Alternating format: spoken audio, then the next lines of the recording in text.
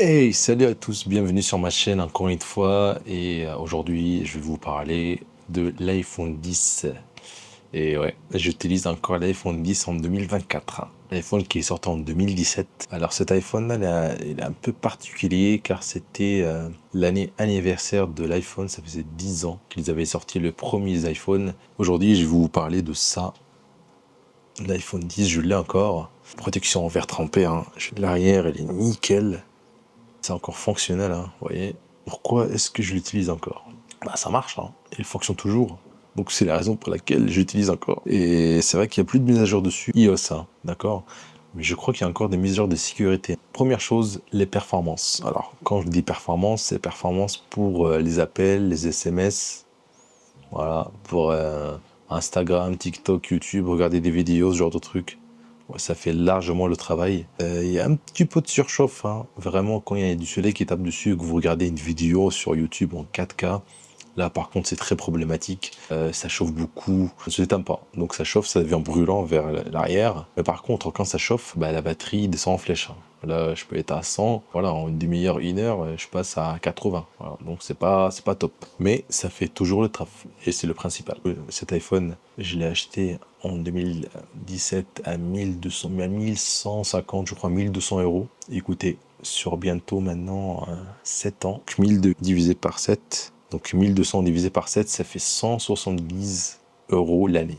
Cool. Donc en 2017, c'était le premier iPhone à inclure du coup un écran OLED Super Retina, pas de chez Samsung, hein, si je dis pas de bêtises. C'est avec des couleurs extrêmement contrastées, des noirs très profonds. Ça changeait un peu du coup des anciens écrans et ça se ressentait, hein. Alors jusqu'aujourd'hui, ça passe encore, il n'y a pas de problème.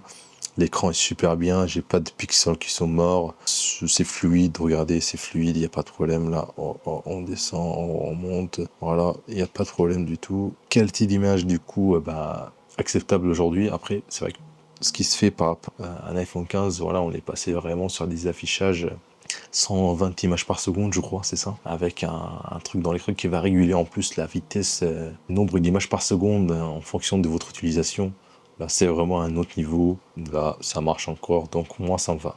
Et du coup, pourquoi encore l'iPhone 10 aujourd'hui jusqu'en 2024? Bah, tout ça, c'est grâce à Apple.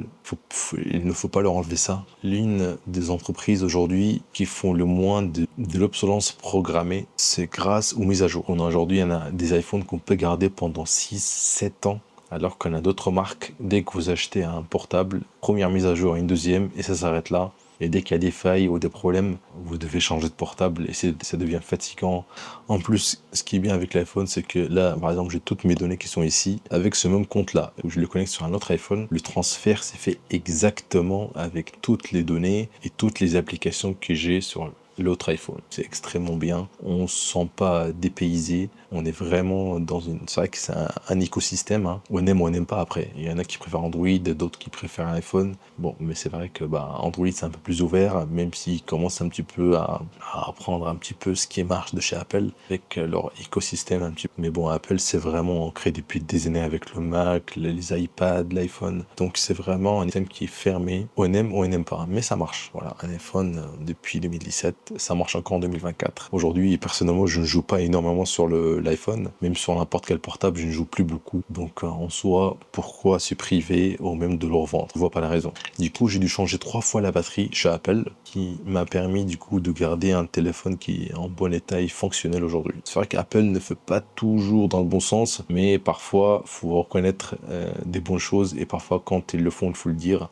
On dit tout le temps qu'il faut innover, innover, innover, mais en fait, ils ont une politique qui est quand même assez durable et dans le temps. Et si vous achetez un iPhone aujourd'hui à 1002, même un iPhone 15, je suis sûr que vous allez le garder pendant 7 ans facilement, hein. Et ça ira très bien. Juste pour vous montrer, regardez la coque que j'ai depuis que j'ai acheté le portable. Regarde dans quel état elle est, la coque. Voilà, c'est un truc que j'avais acheté sur Amazon, un vieux truc, hein. Il est tombé je sais pas combien de fois, ça marche encore. Ça filme en 4K je crois. Enfin, en 2024, hein, acheté en 2017. Même les anciens portables ne tenaient pas aussi longtemps. Quand on parle de Nokia 3310, l'iPhone 10 là. Bref. Et donc oui, tout ça, ça permet de rester fidèle à la marque. Voilà, quand une marque vous donne un portable qui tient 7 ans, Donc, faut savoir que moi, de base, je viens d'Android, hein. Alors moi, je suis quelqu'un qui est très PC, très montage PC, etc. Je préfère avoir mes propres composants à moi, que je les monte moi-même, etc.